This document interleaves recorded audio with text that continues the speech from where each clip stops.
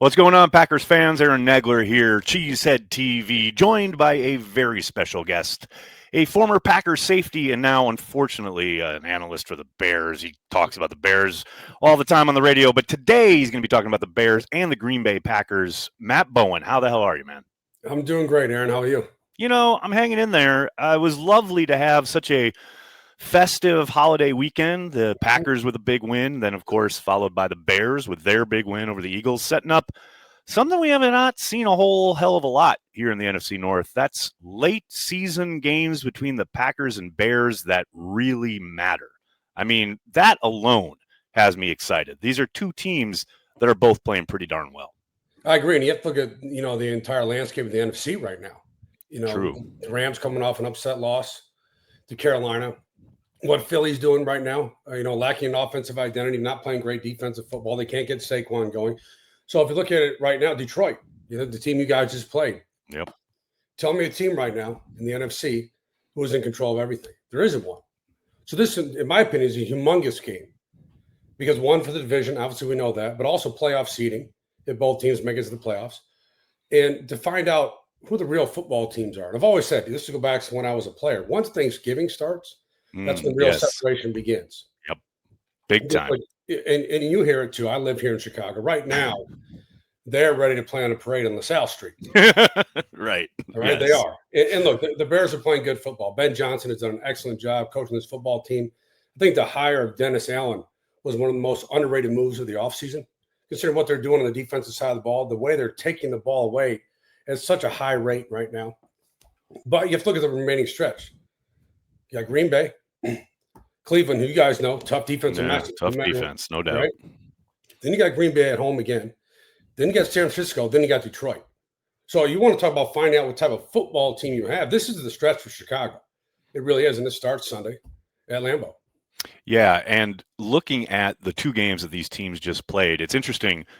Ben Johnson was legit just at the podium right before we started recording here, and he flat out said, we're winning in spite of the passing game, not because of it. And I think if you look at this team, you talked about the fact their defense is very opportunistic, right? Mm-hmm. We all saw how they ran the ball on the Eagles. I mean, They're still running duo right now as we speak. They ran all over it. What is a really good defensive front? Those two aspects of their game are the reason they are winning games. What is going on with the passing game? Because with Ben Johnson, everything he did in Detroit obviously was married with the running game. It worked off of the running game.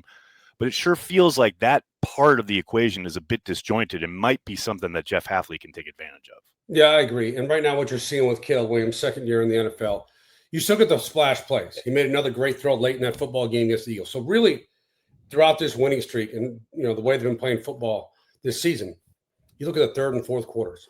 He has been consistent in making a critical play. And I think that's his natural playmaking talent he brings to the field. But so inconsistent as a thrower right now. To me, it's the mechanics. You have to break it down from a coaching perspective and say, why is he having these misses? A lot of times he misses high, right? Yep. Look at his front foot.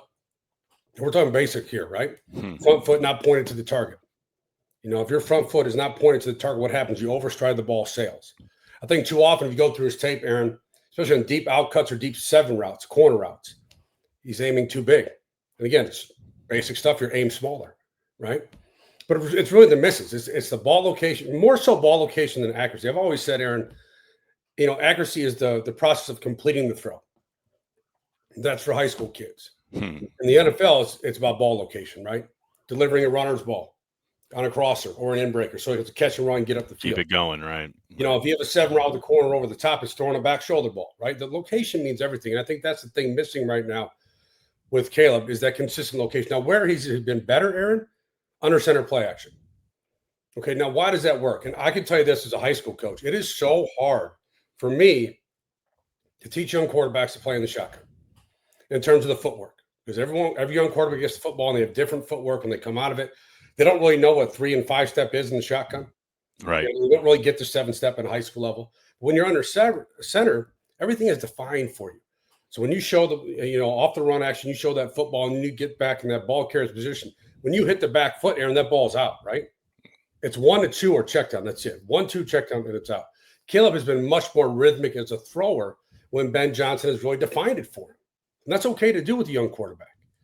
especially on the in-breaking concepts. You look at Roma Dunze in-breakers, DJ Moore, getting Colson Loveland involved more now. Loveland here in those last couple of weeks, right? I mean, he's really kind of come alive, no doubt. But the next step, Aaron, to that point is he has to be able to make the throws when 1 and 2 aren't there. Okay, or he has to make the defined throws when it's there and throw with location. I think too often he waits on number 1 to uncover at times. And what that does, it messes up the timing. We always talk about timing, right? What does that really mean? Well, if 1's not there, you got to get to 2 and 3 of the backside, 3 of the check down. I think that's been part of the disruption as well within the passing game. But in saying all that, to my point, what I brought up earlier, he's still making critical plays late. He's still flashing that playmaking ability, and he's still making throws only a handful of guys in the league can really make.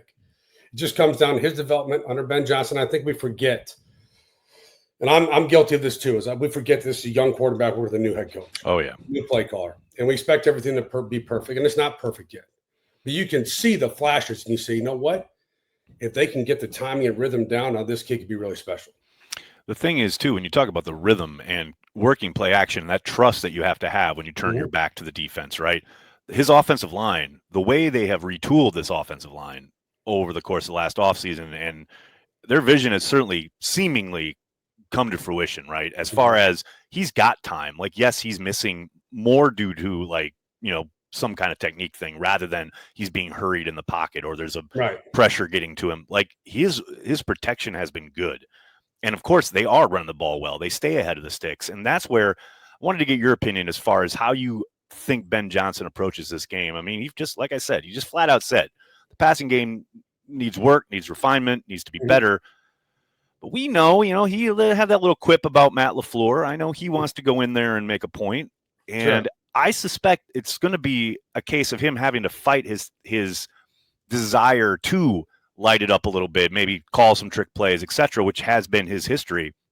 Because I do think for the Bears, there is a very clear path that they should take offensively, and that's essentially what the Panthers did, what a bunch of teams have done as far as, or at least attempted to, just possess the ball, right? Run the ball, much like you did against the Eagles, and if you have to make a play on third down, you have to ask your quarterback to make that play.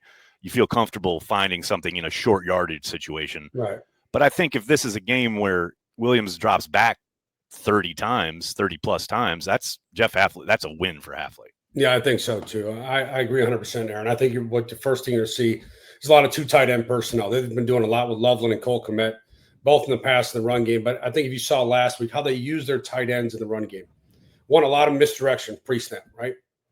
Someone's always moving, whether it's a jet motion, whether it's a wide receiver motion, it's a backfield, that orbit motion, all the cool offensive guys call it. In unique wham blocks. Okay, so you have tight ends coming across in motion, and they're essentially trapping backside on a 3 technique and cutting him. They're doing different things for multiple reasons. One, to get the tight ends involved, get numbers at the point of attack. You're always looking for numbers and blocking angles when you run the football. Also, to create hesitation at the second level. To get linebackers taking false steps. Yep. You get linebackers saying, you know what, I don't know if this is outside zone or I don't know what's going on here. You're just trying to create that, that false sense of what you're keying and diagnosis from a defense perspective. That gives you a running lane. But I do think ultimately in this football game, Aaron, they're going to have to throw to win. Right. And we can talk about run the football all day and defensive turnovers and what Dennis Allen can do to give different looks to Jordan Love. I think ultimately to win this football game, Caleb's going to have to make some big time throws, especially in the second half. Yeah, and to your point, he's been doing that. Like through the course of they've won now 5 in a row or something, where they've been behind in a number of these games. Yes. And suddenly he seems to just come to life. There were so many instances, the Giants game, and there was one other one in this streak where it felt like it was over in the fourth quarter. And he is just out there almost sandlotting it, right? Like making plays by sheer instinct and escapability and making off-platform throws. Like, to me, you switch it around, you look at the Packers offense. This is a game that they, I suspect, need to control, get out to that multi-score lead like we saw against Detroit, because that is their way as far as being able to control things defensively. And I don't doubt for a moment that LaFleur, he's gone against Dennis Allen a number of times, and Allen has gotten the best of him on occasion.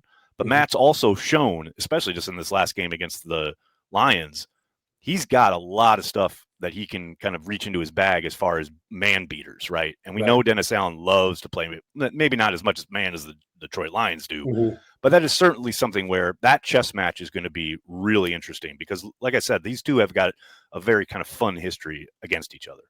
Yeah, and it'll be interesting against a Bears secondary, who I believe is, you look at certain players, Kevin Byard, right? Kevin Byard's having a great season, late in his career. And Kevin Byard's a player you looked at coming into this season saying, is the play speed declining? Can he be an impact player? Or is he just someone right now who's a glue guy for you? It's physical, match up in the box, occasionally roll back to the deep half. He's done it all for Dennis Allen. He's had shown more range in the post. He's making plays, spinning down late, patrolling the flat, and we know we can play in the run game. You're getting the most out of these players right now. To me, that's coaching. And now the Bears are getting players back. Jalen Johnson was up last week. Right. You get Kyler Gordon back. That's your starting slot corner.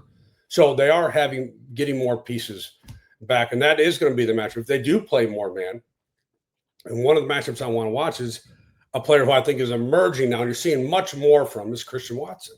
Yeah. And Aaron, you know us better than anyone. When the Packers drafted Christian Watson, he was your vertical stretch target. Lift the safeties, first of all, to create that intermediate void, but also to catch deep balls. Okay, well, he's becoming much more than that. And obviously, he's had his injury issues. He hasn't been on the field nearly enough as he needed to be in terms of development, but you're seeing kind of live development right now. His ability to run more of an intermediate route tree. We know he can work underneath also, but he's becoming more, in my opinion, of a 3-level route runner. I think that's something that they needed in this offense outside of Dobbs, okay, and the young player in Golden who's still figuring out the NFL, because we know how that works. Yeah. Wicks had big plays last week. They have multiple options within the route tree, and I do agree with you. That's going to be a fun matchup to watch when you're looking at perimeter matchups in this football game. What do you think if you're in the locker room, right, and you're Ben Johnson and you're looking at, obviously this is new for your staff as far as the rivalry goes and things of that nature. Coaches always talk about, well, that's fun for the fans.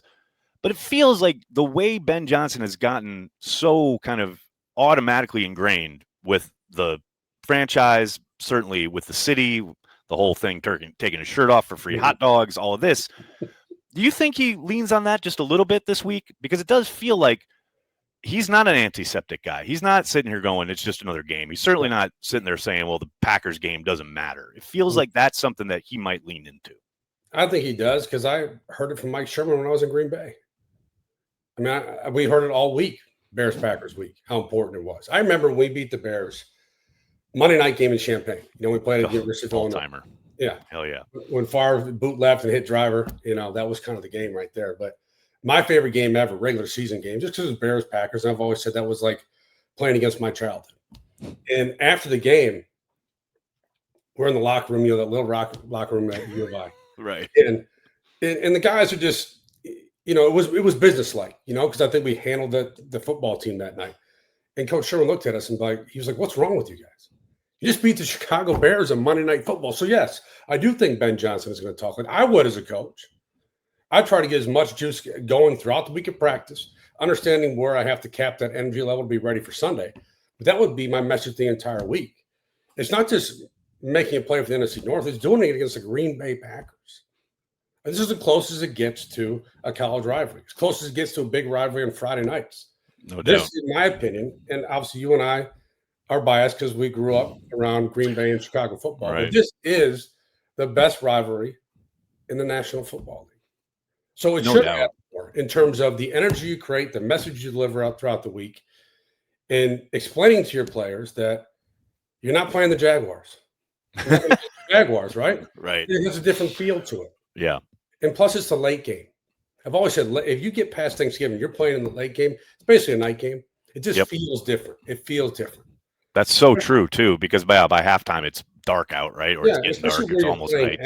And look, I'm big on history. So when I first got to Green Bay, and the first time I dressed was against the Bears. Okay, now I came in the middle of the season off waivers from St. Louis. And the first time I dressed was at home versus the Bears. And I remember walking down those concrete steps at Lambeau. I don't know if they're still there anymore. Probably not. But I remember someone told me, this is the same steps that Paul Hornung walked down, the same steps Reggie White walked down.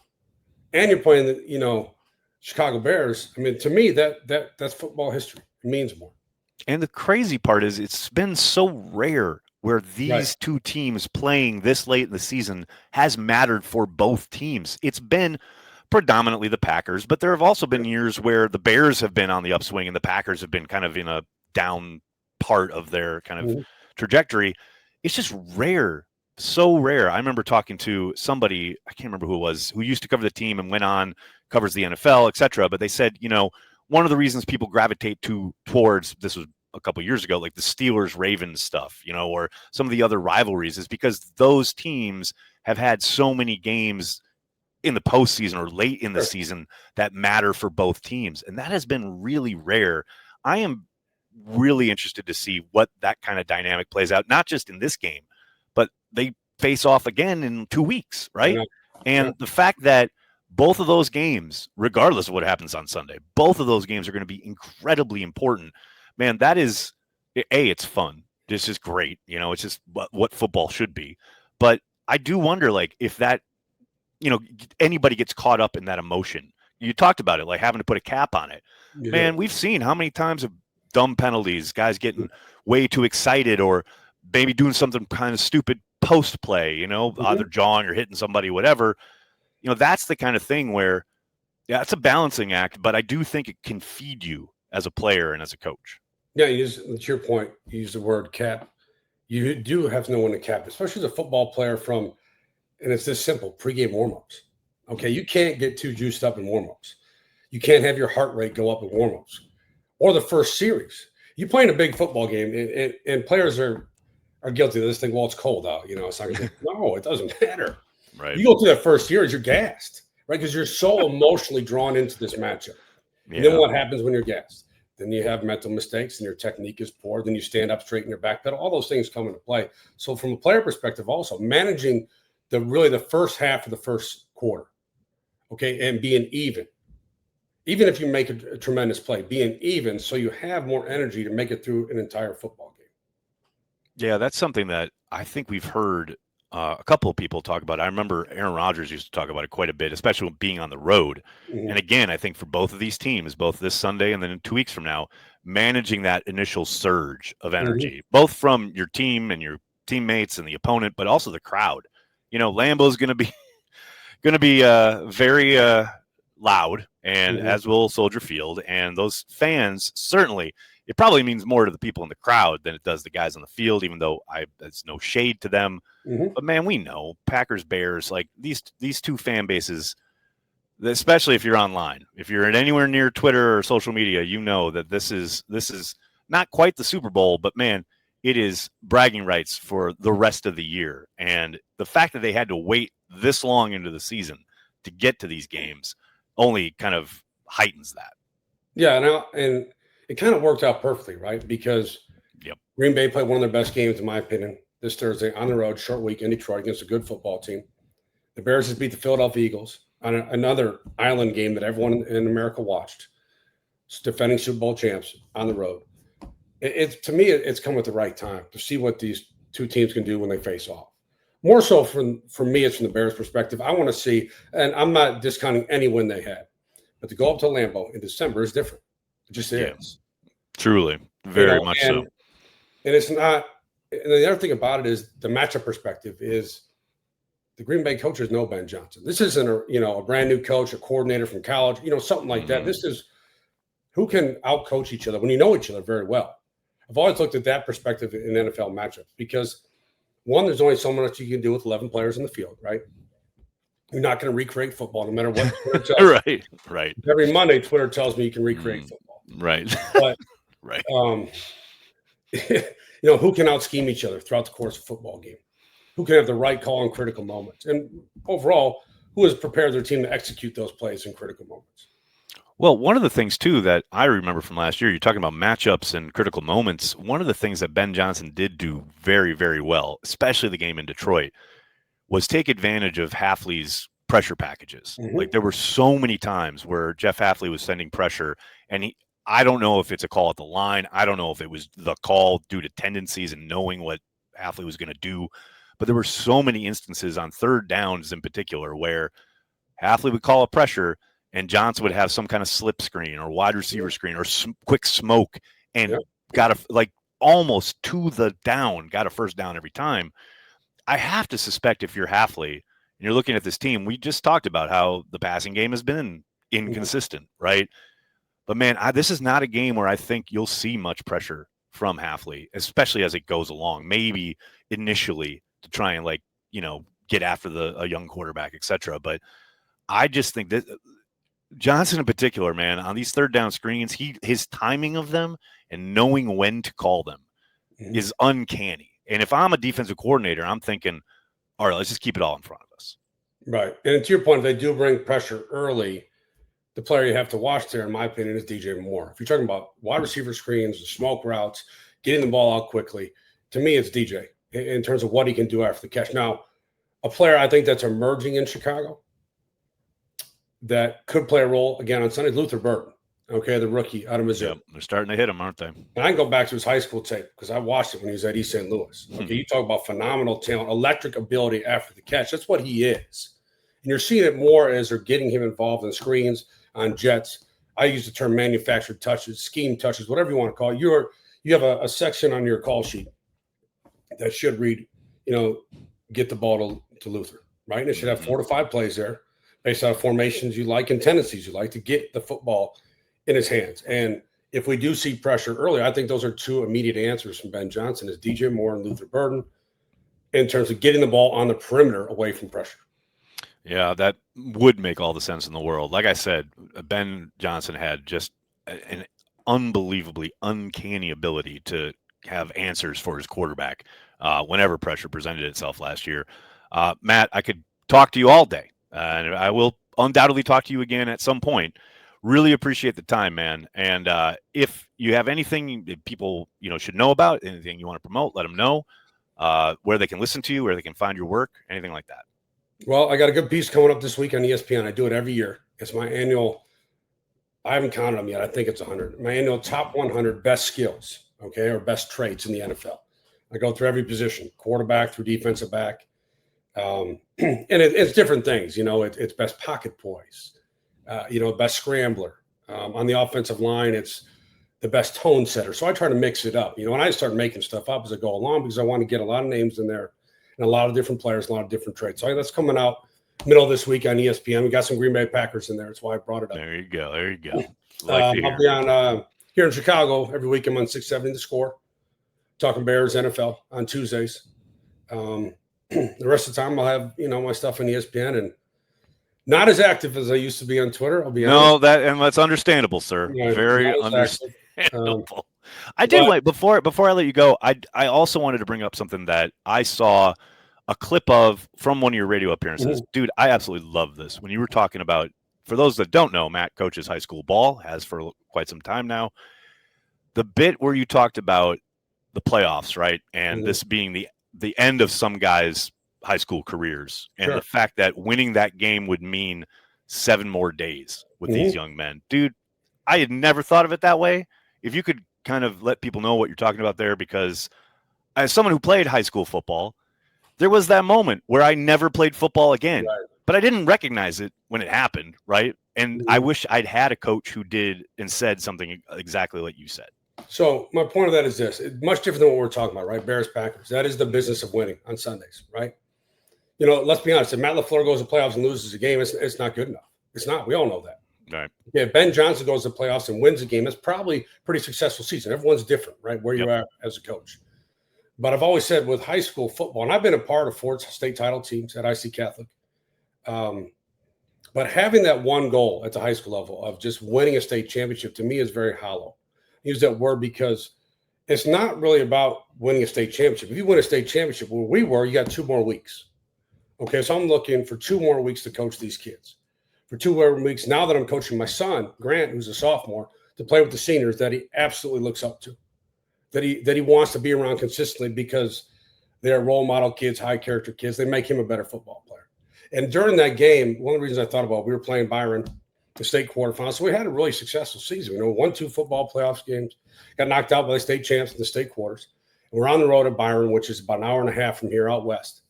And I could tell my son Grant, who's only a sophomore, was getting emotional, right?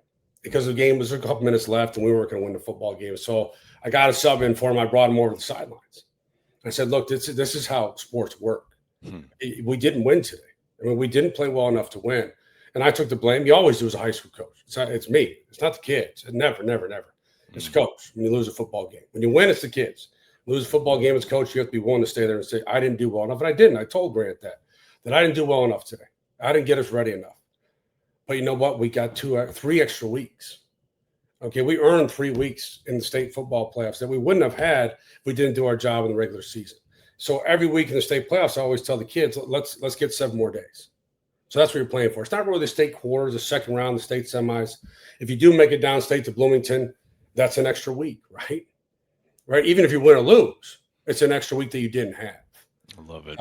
So to me, that's what – and look, Aaron, I'll be honest, I didn't have this, and I said this on the score. I didn't have this mentality when I started because I go back to 2002 with the Green Bay Packers. I still wake up in the middle of the night thinking about that. That was a Super Bowl team to me. Yeah. Okay. Right. My first year in St. Louis, the year after they won the Super Bowl, that was a Super Bowl team. You know, I went to Iowa to play in the Rose Bowl. That's where I went there, play in the Rose Bowl. And I watched Ron Dane go there a bunch. Okay. So, yeah, you did.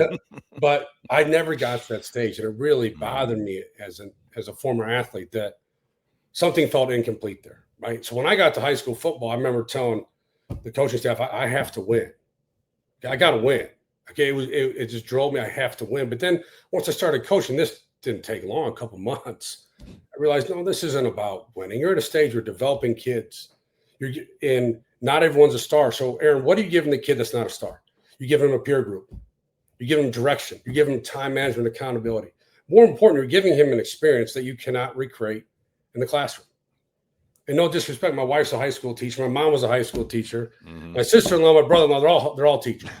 So, right. And this is not coming down in academics. I value academics more than anything. But there are certain things you cannot learn in the classroom that you can learn on the athletic field. It's not just football. It can be soccer, lacrosse, girls volleyball. It doesn't matter what you're in, but that provides an outlet to kids. And we all know at that moment in your life, when you're in high school, it's very hard socially. It is awkward. We've all been there. Truly. So if you can earn another week and stay together for another week and get another week of teaching, another week of competition, there's nothing better. And that's why you play. I love it. Matt, I love that so much. And I'm 100 billion% clipping that and letting people see it because, man, that's such a great attitude, way to look at it, perspective, choose a phrase. It's excellent, dude. I love it so much. Really appreciate the time, man. Make sure you check out Matt's work at ESPN and The Score. And obviously, at the end of it all, it's Go Pack Go. Always. I'll see you, buddy. Thank you, brother.